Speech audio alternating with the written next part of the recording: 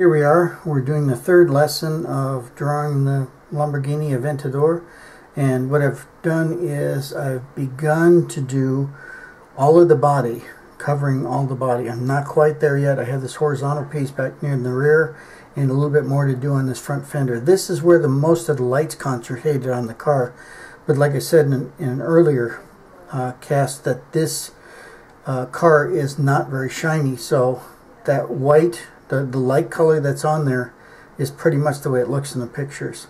It's going to be a little darker here and a little bit darker in the rear end of the car too before I go ahead and do the lights. But this is pretty much what it's going to look like. Obviously there's a lot to clean up on it, but it's going to look pretty much like this. It's a really pretty car, but the angles and stuff make it pretty difficult, and the fact that it is very light in color make it more challenging for me too. Like I said before, it's difficult to show a white or light car just using black and dots. So I'm doing the best I can with it.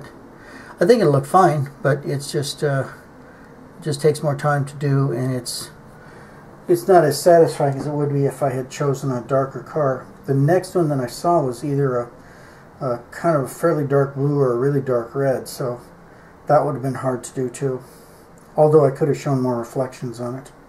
But this will be good. It'll be a good car. It's just if I had found something that was a little bit more toward my liking, which was a medium gray or something, would have been better. But I guess you don't paint a car like this in a medium gray. You paint it in a color that really shows up. Anyway, it's one of those flaming red hair kind of cars. When you drive this, you cannot be incognito. Everybody will see it and know what's going on. So I guess people who buy cars like that pretty much buy cars like that.